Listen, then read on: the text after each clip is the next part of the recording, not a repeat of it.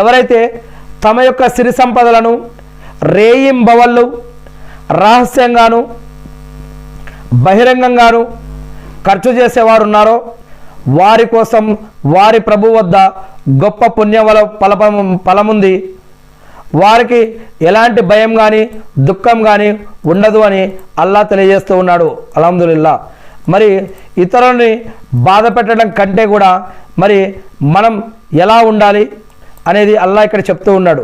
వారిని బాధ పెట్టే దానికంటే కూడా ఒక మంచి మాట పలకడం మంచిది అని మరి చెప్పడం జరుగుతుంది. ఇంకా చివరిగా ఇంకొక వాక్యం ఏమిటి అంటే ఖురాన్లో 28వ సూర 77వ వాక్యం, అల్లా నీకు ఏ విధంగా మేలు చేశాడో, ఖురాన్లో సూర అల్ కసస్ 28వ సూర 77వ వాక్యం, అల్లా నీకు ఏ విధంగా మేలు చేశాడో అదేవిధంగా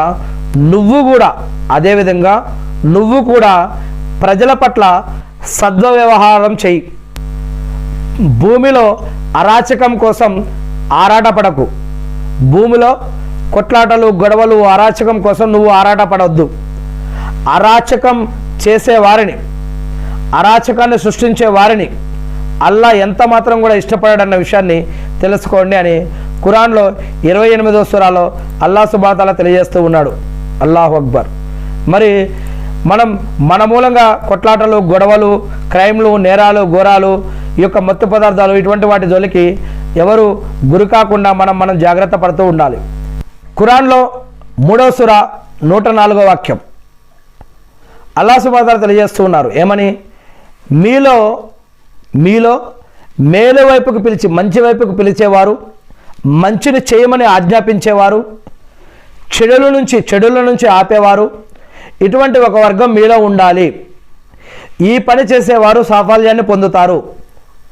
ఇటువంటి ఒక వర్గం, కొంతమంది గ్రూపు, కొంతమంది ప్రజలు, కొన్ని సంస్థలు ఈ విధంగా ఉండాలి.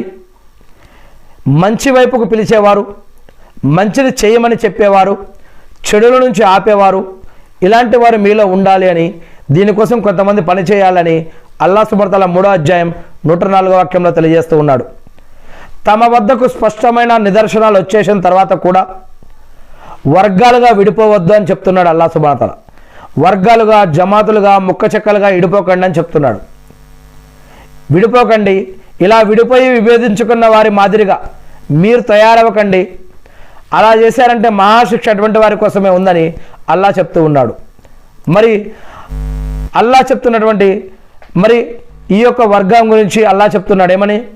వారు రాత్రిపూట చాలా తక్కువగా నిద్రిస్తారు, రాత్రి చివరి గడియల్లో క్షమాపణకై దేవుణ్ణి వేడుకుంటారు.